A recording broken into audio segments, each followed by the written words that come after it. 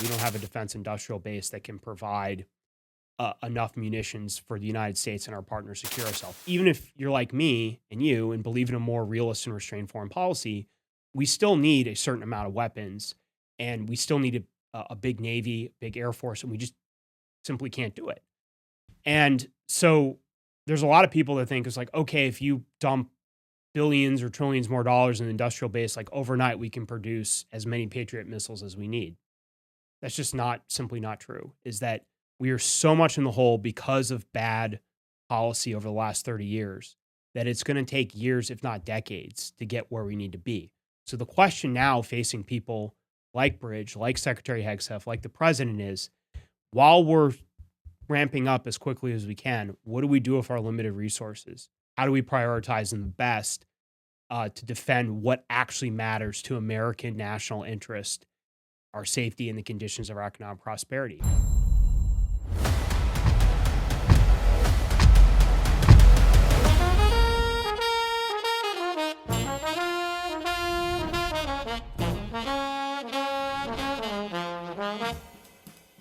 Howdy, everyone, and welcome back to Moment of Truth, the podcast of American Moment. My name is Nick Solheim. I am the CEO of American Moment, and I'm very glad to have you back with us this week. We have a very exciting guest, Dan Caldwell, fresh off of a number of very interesting and somewhat controversial interviews.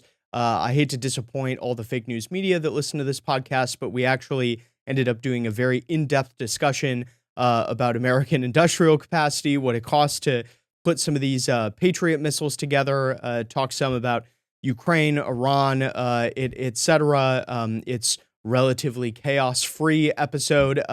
It was definitely very interesting to me, very in the weeds. We had a great conversation.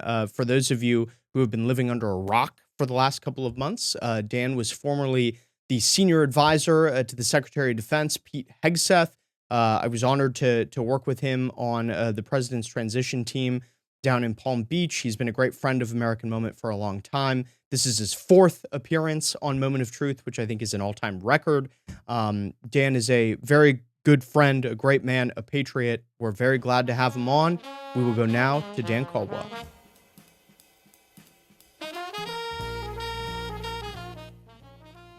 Well, Dan, I think you're the only person in Moment of Truth podcast history to be on 4 times. So welcome back. Congratulations on making it to number 4. Thank you. Well, hopefully, unlike the last time I was on, everything that I say won't be taken out of context and weaponized against me. And just to get it out ahead of time, when I say I'm a Ba'athist, I'm just joking. I am not actually an Arab nationalist. But some people with no sense of humor on the internet actually thought I was serious. So. I will say it was really good for our ratings. We got a lot of good clip views out of that. So you've been up to a lot the last 6 months or so. Let's start with what was happening January 20th. What were you doing at the very beginning of this administration?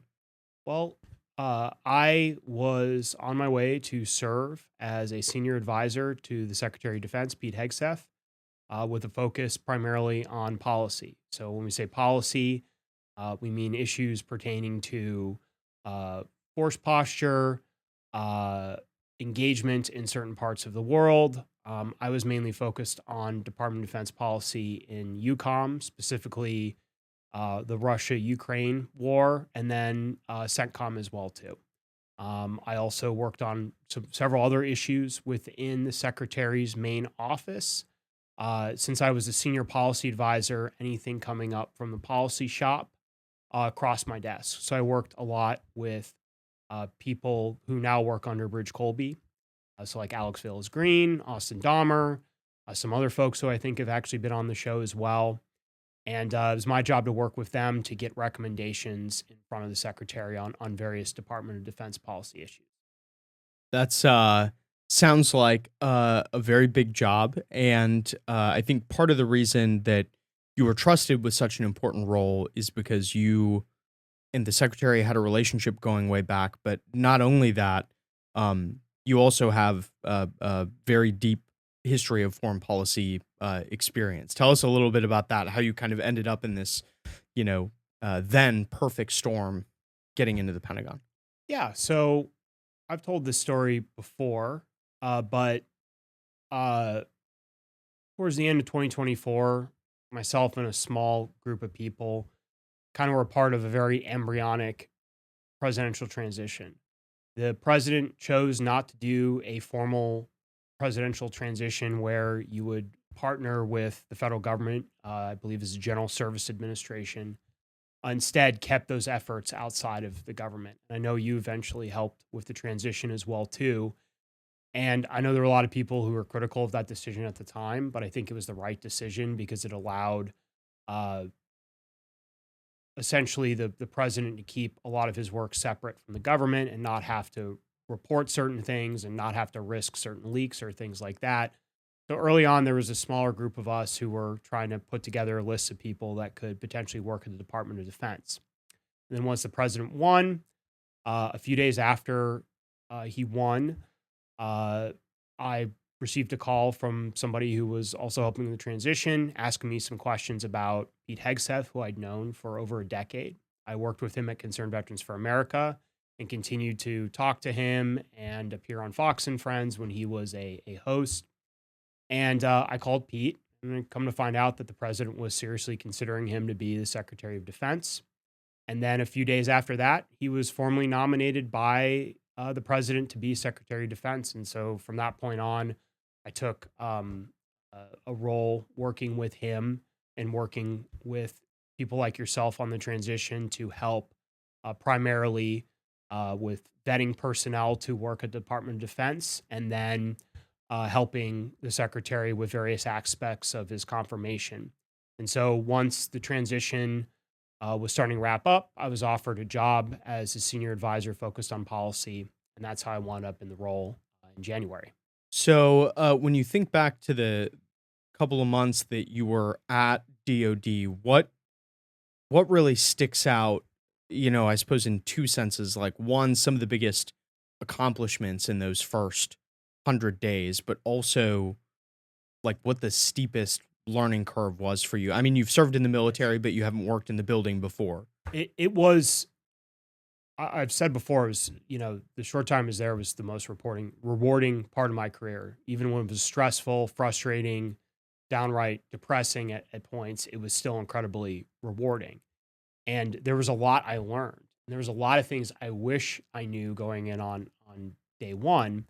But looking back, I think within the first 100 days, there's an incredible number of accomplishments at Department of Defense. I think uh, the biggest was really ending, and when I say ending, like truly ending woke within DoD, ending all the DI nonsense, transgender nonsense. We ripped out woke root and branch from the DoD. And I had, to be totally frank, I had very little role in that, if any.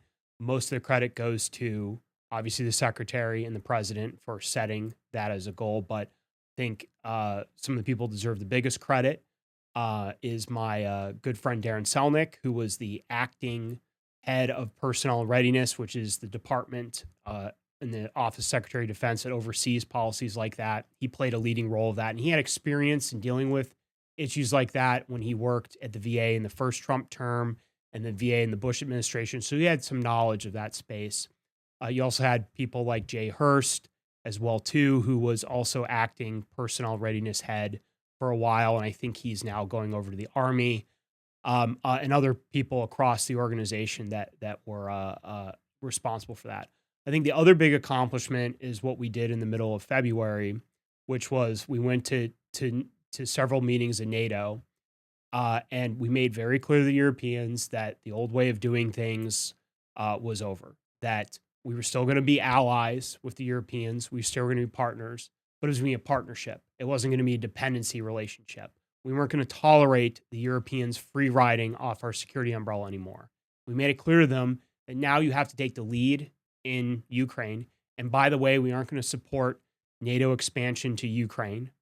And we're going to recognize a reality that the Biden administration refused to say publicly, but which they would always acknowledge in private, is that Ukraine's not going to achieve a total victory and that they are not going to return entirely to the 2014 borders. So we need to have realistic diplomacy to actually end this war. And that was something the Biden administration always refused to do publicly. And I think that was immoral because it led to a strategy that was pushing the Ukrainians to pursue a total victory that the Biden administration really didn't think that they could achieve, and honestly wasn't equipping them to achieve either way. So that week in Europe was also the same week where Vice President Vance gave his absolutely righteous speech at the Munich Security Conference. You had the president have his first communications with Putin. Steve Witkoff went to Moscow, got an American hostage freed, and that really kind of symbolized that, hey, we're going to be doing business a lot differently. And I felt that that was a very important week. And it was a great example, too, of interagency cooperation because you had a lot of people working together in the vice president's office, the National Security Council, DOD, and State Department, all working together to make sure we're on the same page. And as a result, we came out of that and we were pursuing more aggressive diplomatic options to end the war in Ukraine. And when the Ukrainians were not being very cooperative with those efforts, when they were being belligerent, and when Zelensky came to the Oval Office and disrespected the president and vice president and made the remark that he doesn't really care because he doesn't think that the United States ever going to cut off aid, we went ahead and cut off all aid and intelligence sharing for a week and sent a message that we are not afraid to use our leverage to end this war. And now the Ukrainians are being very cooperative, and it's now the Russians who aren't. So we reset expectations and reset relations, I think, in that week. And I think it will go down as a very historic week in American foreign policy. What was the European reaction that week that y'all were there? Some of them I thought were about to have heart attacks. Look, Europe, we talk about Europe as like one entity. You know, we think of the EU and other like countries who talk about them. They are a political union. But different countries have different political leaders, and some of them are more realistic. Some of them understand the United States and politics better. I think, for example, the Poles, the Hungarians, the Italians, they were not surprised by what we said. They may have not liked it, but they were not in denial. And you kind of saw that when they were engaging with us one-on-one. Others, I would say the Germans, they were obnoxious in my view. I think that Kaja Kallas, who is a former Estonian prime minister and somebody who's a senior leader in the European Union, was absolutely nasty and incredibly disrespectful to the Secretary of Defense, which doesn't surprise me. Kaja Kallas is, I'm just going to be blunt, an incredibly awful person. She likes to lie about her family's history. Her family were actually a bunch of communists, but she likes to pretend that in the Soviet Union they were oppressed when they weren't. And by the way, her husband makes a lot of money off of busting Russian oil sanctions. So she's just an absolute hypocrite. But, you know, almost all some of the nastiest people there, though, have really come around and they've said, okay, this is the reality. We have to adjust. It is in our interest to maintain some sort of partnership with the United States. We don't want to cut them off completely. They don't want to cut us off completely. So we need to step up and start taking the lead. And I have to give credit where credit's due. I think I've said on Steve Bannon shows elsewhere, I think he's a slick operator. It's not me criticizing him, but Mark Rutte, the NATO Secretary General, I think he was the most realistic of the bunch. Is he saw this coming, and he was explaining to a lot of his colleagues that this was going to come. And I think he's helped drive a better security policy and why Europe's starting to spend more money. Now, I will say down the road, to be, you know, I don't want it to be all rose colored. I am concerned that they just spend more money and that they actually don't build more capability in the ways that we need them to. And then they try to use the fact that they're spending more money to keep us more involved in Europe than we need to be. If they're going to be spending more money and building more capability, then we need to start burden shifting the responsibility of securing Europe over time. Doesn't mean we completely cut off our relationships in a security sense with them, but we're asking them to spend more money, just, you know, not not for the simple reason that they're actually trying to match more of our spending, but so they can build capability and take more responsibility for securing their backyard. Yeah. You brought up a minute ago this week-long pause we had in aid to Ukraine, and sort of the prevailing mainstream narrative has been, oh, it's just another like Trump administration disorganized, blah blah blah, which I think there's more to it than that. I don't really think that's true, but from what non-confidential stuff, like what really happened there? Well, are we talking about the one in March or the one that happened more The recently? one that happened more recently. So I was not at the Pentagon when that happened. I think there's been a lot of misinformation about what happened. And I unfortunately think are people who were trying to use this and weaponize it to undermine or push out people who believe that the United States needs to prioritize and that the United States has limited resources and therefore can't keep doing everything it's doing around the world. So people like Bridge Colby and people on his team is that they tried to use this to undermine him and others at the Pentagon. And that was incredibly unfortunate. Again, I don't know exactly what happened was, but look, I can tell you that the reality that Secretary Hegseth and the president were talking about with our limited supplies of certain munitions is a reality you can't get around.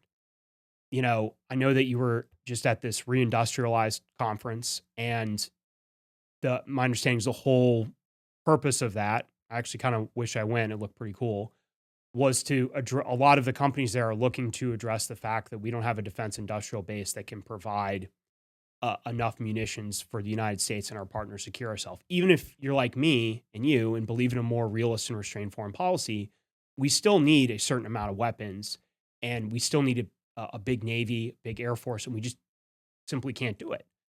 And so there's a lot of people that think it's like, okay, if you dump billions or trillions more dollars in the industrial base, like overnight, we can produce as many Patriot missiles as we need. That's just simply not true. Is that we are so much in the hole because of bad policy over the last 30 years that it's going to take years, if not decades, to get where we need to be. So the question now facing people like Bridge, like Secretary Hegseth, like the president is, while we're ramping up as quickly as we can, what do we do with our limited resources? How do we prioritize them the best to defend what actually matters to American national interest, our safety, and the conditions of our economic prosperity? And so guys like Bridge and his team are the ones that have to make the tough recommendations. They don't have unilateral power, despite what some people may say, despite what the Wall Street editorial board might say, to make those decisions, but they're the ones who are having to connect policymakers in the DoD and across government to these hard realities. And that's what makes that's what upsets so many people about Bridge and others, is that they would just prefer that they bury it, not even talk about it. But that's not what the secretary wanted them to do. That's not what President Trump wanted them to do. It is their job to raise these hard truths and propose oftentimes tough trade-offs to these problems, and they get attacked for it. What is the neocon answer to the lack of munition problem? Like, I understand a value misalignment, like we believe different things, but what is their answer when you bring this up to them? Like, hey, we don't have the munitions to be able to send these all over the world and still have enough to defend ourselves. Well, so some of them just deny it's reality. Some of them just want to pretend like it's still World War II and like we can turn a typewriter factory into a 1911 factory or an M1 Grand factory overnight. Some of them just want to, put their fingers in their ears and go, la, la, la, it's not a big deal. But some of them, I will say the more honest ones will say, it's like, look, Ukraine is where the war is. They believe in this whole axis of autocracies, which the concept of that was undermined during the 12-day war between Israel and Iran. That, they're all working together. So Russia is China, China is Iran, and North Korea, and all these countries are working together. So if you're fighting one, you're fighting them all. And we need to prioritize Ukraine, and we can take risks in the Pacific. We can take risks in the Middle East. And we can under-resource those fights because they aren't imminent. The fight is in Ukraine now. And for a lot of primicists, on the left, if we're being honest, Ukraine is the bigger fight for them because of it's been elevated into this symbol of global liberalism. And some, I mean, like Max Boot was honest about this, is that to him, like, China isn't, he didn't say it this way, but like in some ways China isn't as important as what's going on in Ukraine because of the symbolism of that. Talked about before, even pro-Ukrainian voices are starting to admit this, is Ukraine is not exactly a paragon of liberalism. It's become this government's become increasingly authoritarian. They're banning political parties. They're banning certain news outlets. They've been cracking down on churches that are aligned with the Russian Orthodox Church. They're throwing more people in jail for draft dodging. They're becoming more aggressive and pulling young men off the street to go and send them to the front lines. That is not exactly an ideal liberal society. And let's also be honest, and this is a reality. This isn't Russian propaganda. Zelensky is ruling under martial law. He's not ruling right now as an elected leader. He is essentially ruling as a military-backed dictator. And has been for some time. Yes. That's not to say he's just as bad as Putin or, this evil guy. He's complicated. He has a very complicated history, but he's suspended elections. So, I think it's bad actually for the Ukrainians and bad for the United States to put this war as like a center of the battle for global liberalism. And it makes it harder to have honest, realistic conversations about what we can do to help the Ukrainians and secure a future for them as a functioning nation, an independent functioning nation, because you have all this emotion wrapped up in it. Right. So what's new about this this way that we're providing aid to Ukraine now? Like, there's my understanding is that the Europeans are paying for it. Does that make it any better? Is it just a Band-Aid? What do you think? This is a good question. Now, I've been coming on this show since 2022 and been very critical of our aid to Ukraine. And my criticisms have been that, first and foremost, it undermines our own readiness. It's an undue burden on the American taxpayer. And it also is encouraging continuing European free riding, and also add a fourth and say that it's not fundamentally changing the fact that the war is going to end in negotiated settlement, that we just don't have enough weapons and the Ukrainians don't have enough people for them to achieve a total victory against Russia. However, I do have to say that I think President Trump deserves credit. If this way of equipping Ukraine is done properly, it actually is the best way to aid Ukraine and deals with some of the problems I laid out. So my understanding as we sit here is the plan right now is that Europe is going to send forward stocks of primarily defensive weapons, mainly anti-air and ballistic missile defense weapons. So primarily they're Patriot missile batteries. So Germany, Norway, I believe Spain as well too, potentially, they have Patriot missile batteries and stocks of Patriot missiles. For a while, even when I was at the Pentagon, we were trying to get them to send stuff forward, but they wouldn't. So now they are going to send those Patriot missile batteries forward. And it makes sense for them to do it because the war in Ukraine is a bigger problem for them than it is for us, and they don't have the same global commitments that we do. And so they're going to send it forward, their stuff forward, and then right now, what is going to happen is that those stocks are going to be backfilled through the foreign military sales process. And deliveries that were going to go to Switzerland and some other countries are going to now be sent to Germany and other countries that give up their Patriot missile batteries. So this does a number of different things. It's one, it relieves a burden on the American taxpayer, is all these $10 billion of weapons are going to be paid for by Europe. Two, as of right now, it does not draw from American stockpiles, which are already under stress. I'll just leave it there. There is discussion that, well, maybe some from American stockpiles will go to these countries. I haven't heard that for sure. My understanding as we sit here is this is going to be done through foreign military sales, and it's not going to come production lines that are supporting America right now. And I'd say three is that this actually could be a way to truly push Europe into the lead in supporting Ukraine. Is that one critical system that Europe has really been struggling with is they do have some good systems in this regard, but not as good as ours, is air defense. So we're helping them provide one system that they struggle with while they can provide other types of capabilities, maybe ground combat vehicles, artillery, other things like that, that then Ukraine also needs. The other thing too is despite some false reporting around this, again, as of now, could always change. The president isn't going to send forward certain offensive weapons and encourage strikes against, Moscow or St. Petersburg. There was a story that the White House denied that they were going to do that. As of now, it appears they aren't. So this is primarily focused on defensive capabilities for the Ukrainians, which is good because the Ukrainians really need to put most of their resources into raising the cost of further Russian offensives instead of trying to do these spectacular operations like trying to seize Kursk or some of these long range strikes that appear really cool, but all they do is enrage the Russians more and actually don't limit their military capability, and they incentivize more aggressive Russian counterstrikes. So this is, I think, a better way, but it doesn't change the fundamental fact that a lot of long-term trends are working against Ukraine. As I said before, they don't have enough men. The Russians have a 3-to-1 manpower advantage. The NATO Secretary General has repeatedly stated that Russia in 3 months produces as much ammunition and weapons as NATO produces in a year.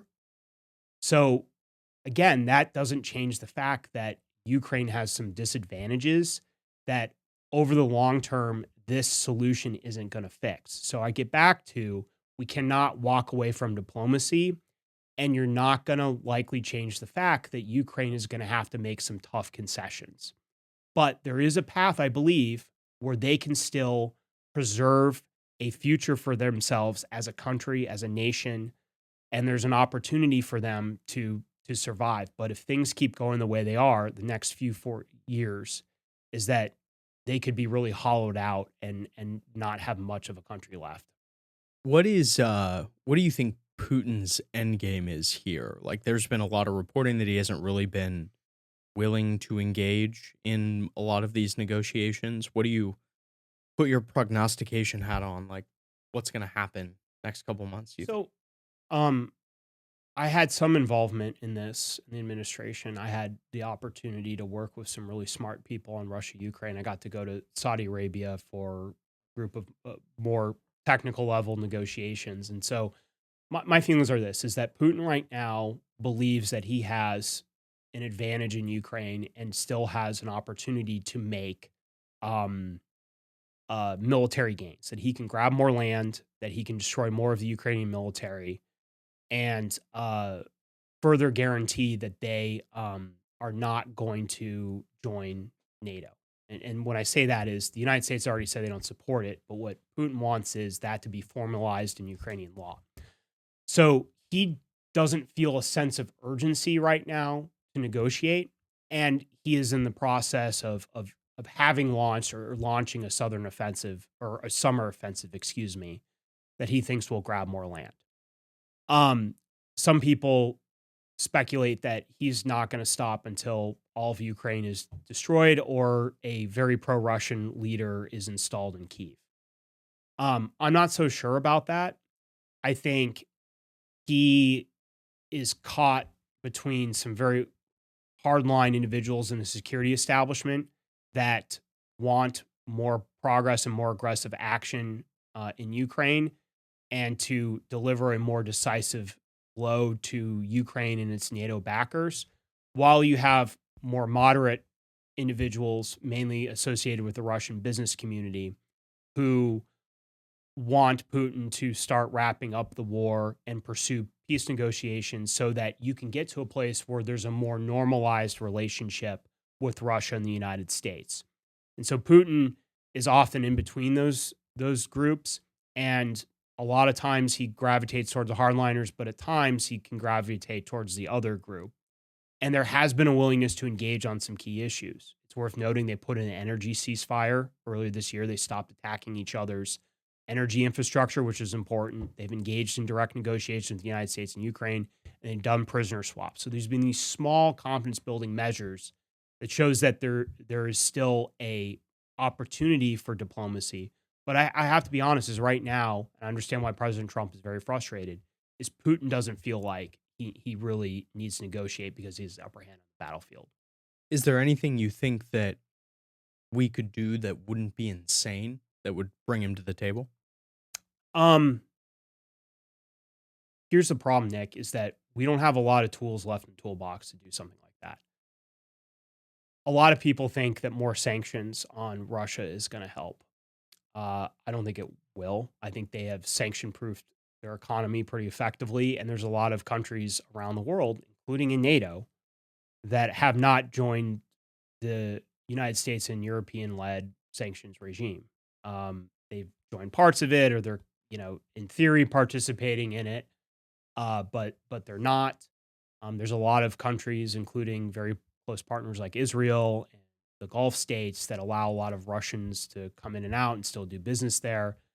You have countries you're trying to build deeper partnerships with, like India, who are still buying a lot of Russian oil. And then, of course, you have China, which China is not providing, as far as we know right now, a lot of lethal capabilities to the Russian military, but they are doing things that keep Russia in the fight. So the sanctions have been overused. And as I noted before, despite putting a historic amount of sanctions on Russia, they've been able to almost triple, I believe, their military output. And so there's not a lot of things left we can do there. There are things that, we could do around engaging certain countries and engaging in their periphery, trying to normalize or pull countries out of the Russian orbit, but those carry risks. So I think really the strategy that President Trump has landed on is trying to maintain a defensive strategy for Ukraine, let the Russian offensive culminate, continue to keep the option open for negotiations and dangle carrots with the Russians. Mainly the opportunity for them to better engage with the West is the best path forward. But I'm going to be honest with you. It's going to be messy. It's going to take time. And this is going to be a longer process than I think a lot of people would like, including myself. Yeah, I agree with that. What do you think about, we were talking about the reindustrialization stuff earlier, and you and I were talking before we started recording about, we were during the 12-day war between Israel and Iran, we were starting to have difficulties intercepting Iranian munitions.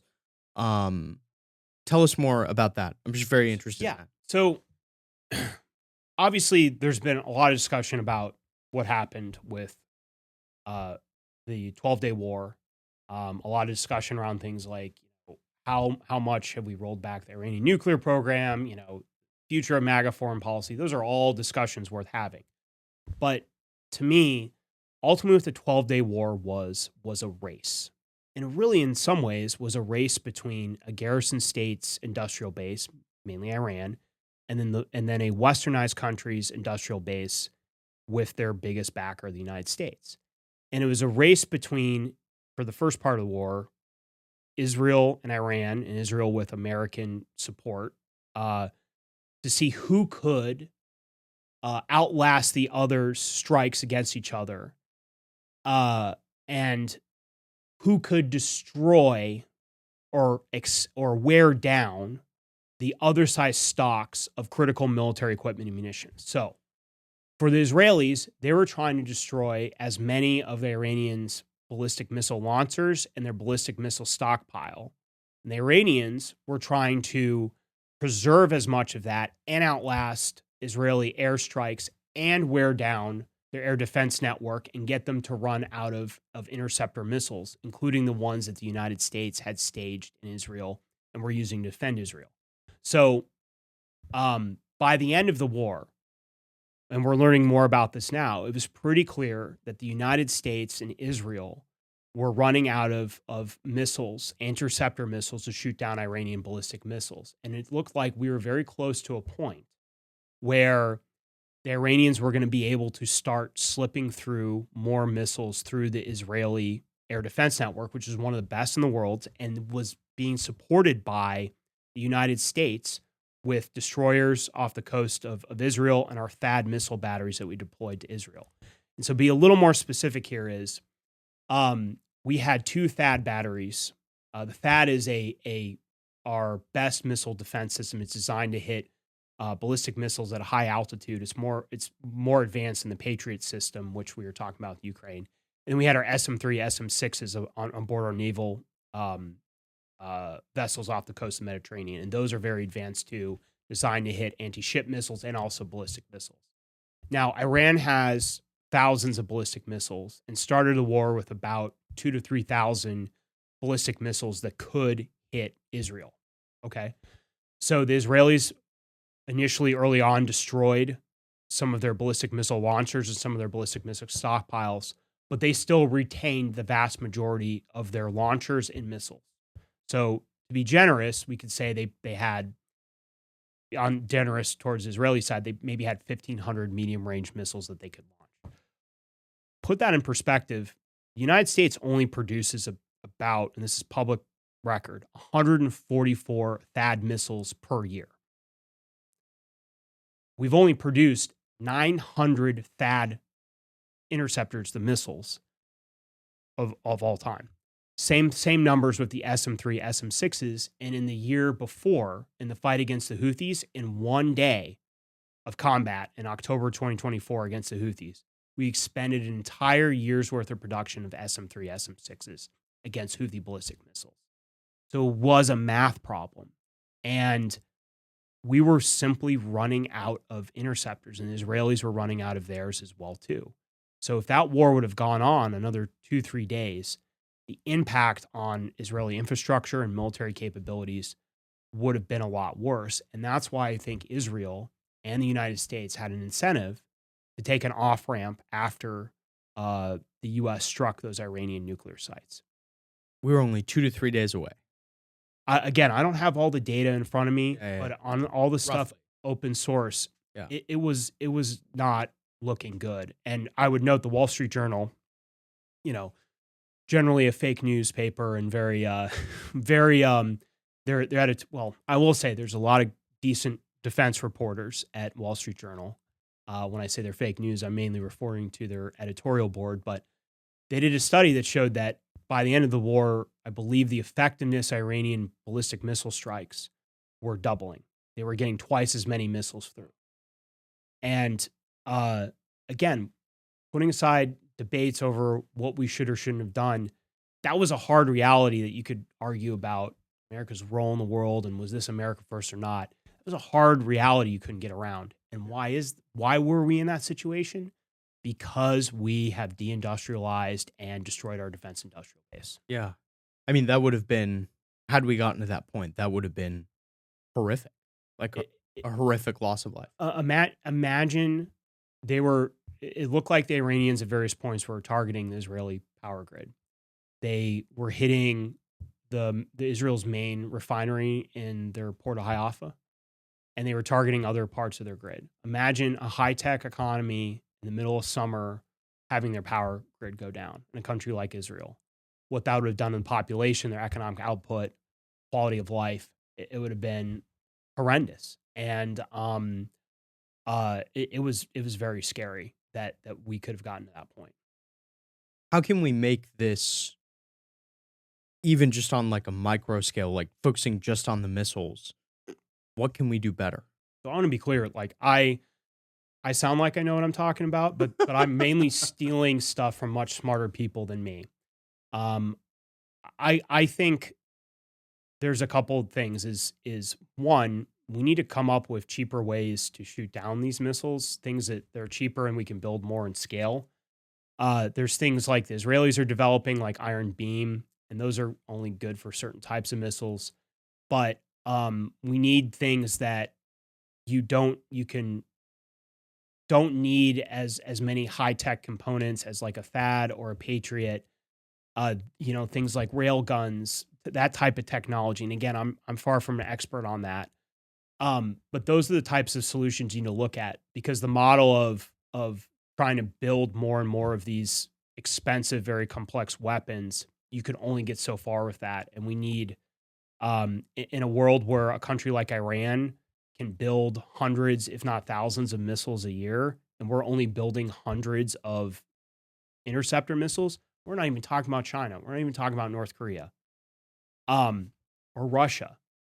You're never gonna you're never gonna catch up with them. So you need to really think bigger and kind of step outside the traditional missile defense space. And hopefully some of that will come out of the Golden Dome project. But it's not, you just can't keep dumping money into building, building more Patriot or THAAD production lines. There has to be other solutions as well. How much do these missiles cost? $3 to $12 million. I could be wrong. I think each THAAD is 10 to 12 million, and we shot about 40 in defense of Israel. Wow. The SM-3, SM-6s are between 3 and 6 million, and Patriots are 3 million. Some of the things we were shooting down in Yemen only cost about $25,000. Wow. That's a lot of money. and it's not sustainable. Yeah. In a fight that lasts more than a week or 12 days, you're literally gonna start running out of ammunition that you can't replace it. Yeah. What's the future of the U.S.-Iran relationship from here? Where do we go next? I'm gonna be honest. I don't know. I think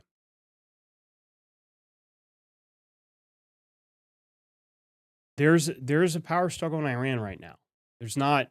I want to be clear. It's not like an impending regime change. Like the Shah's fail son is not going to land in Tehran and take over, and these crazy people in the MEK aren't going to take over. That'd actually be scary because they're a bunch of commies. And for your listeners who don't know, the People's Mujahideen of Iran is this group that pays American politicians a lot of money to say nice things about them, but they were communist terrorists in the 70s who killed Americans. They were allied with Saddam in the 80s and 90s, and now they're trying to paint themselves as nice liberal Democrats, which they're not. Power struggle in Iran is between, different groups, more moderate elements that want to pursue some type of functional relationship with the West, and then continue to improve relations with the Gulf Arabs. You have the hardliners and the religious sect that don't want to do that, and then you have hardliners in the military that think Iran should become more militaristic and militarize even more. And there are some people who I respect who believe that if Khamenei were to be killed, and he's a supreme leader, if he were to be killed, that it wouldn't be some moderate that takes over. It's some even more hardcore individual from the Iranian Revolutionary Guards. So they're having their own issues there. And I think within the United States, I think it's pretty clear that President Trump wants to still pursue some type of diplomatic engagement with them. But if we have to be honest, there's been a loss of trust as a result of the war.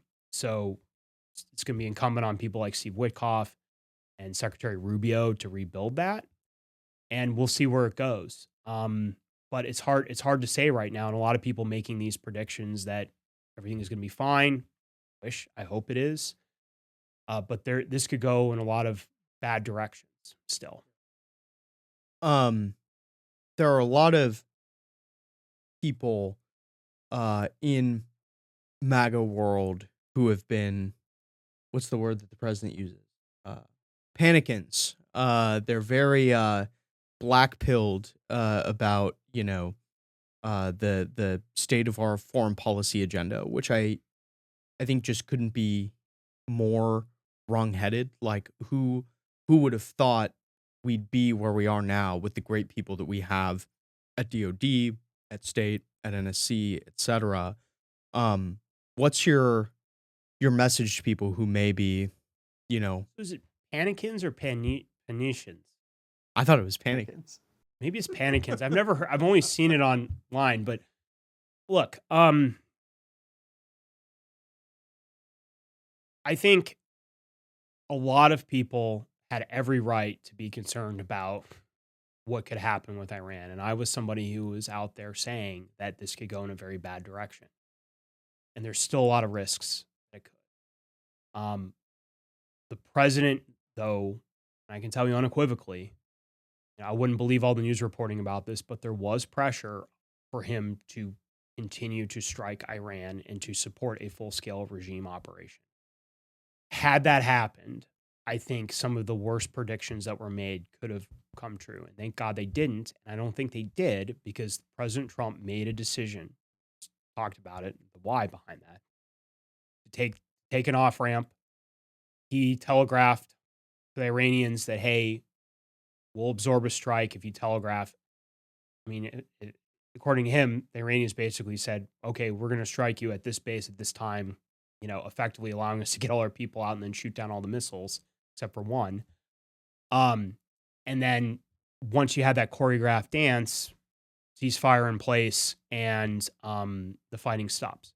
So I think he deserves credit for doing that. Now, again, there's a lot of things that could happen going forward. What I would just say is I think it's important for people who believe we need to pursue a more restrained foreign policy is to make sure that you're engaging in a productive way. And to your point about the people in the administration, to recognize we have a lot of good people in the administration that are fighting to do the right thing. Yeah. They still need our support and they still need our prayers. And let's not try and undermine them is, I think, the most important thing I'd say. And I still think that the president's foreign policy instincts are ultimately good. Like, he's been very consistent about how he believes the world works for decades. And I think he's, by and large, absolutely correct about that. Yeah. Well, Dan, thanks so much for making the time to come back on Moment of Truth for a fourth time. How much controversy do you think this episode's going to cause? Kind of went on the weeds in some stuff. We did. I think it was very good. We don't get to do that very often. Getting into like how much missiles cost and that sort of thing. But you've had a couple controversial interviews recently, so yes. I think we can get out. Having this be a bit of a calmer in the weeds discussion. Yes, I appreciate that. All right, thank you very much, Dan. Thank you.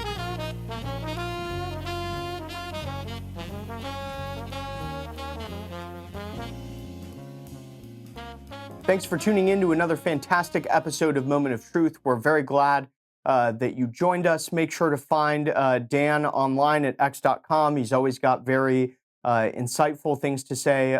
Some of it also very humorous. He has a fun I still can't call it X. It's Twitter to me. But Twitter personality. Like I said, he's a great friend. He's a patriot. We're very glad to have him back on. As always, got to plug the American Moment website at americanmoment.org. If you want to find out more about what exactly we're doing, what we believe in, what we view our role to be in this time, you can make sure to check out all the information about us at americanmoment.org. Thank you very much, and we will see you again next week. Moment of Truth is an American Moment podcast taped at the Conservative Partnership Campus Studios and is produced by Jake Mercier and Hunter Smith, with original graphics and title cards by Jared Cummings. Our intro song is A Minor Struggle by Ryan Serenich, and our website is americanmoment.org.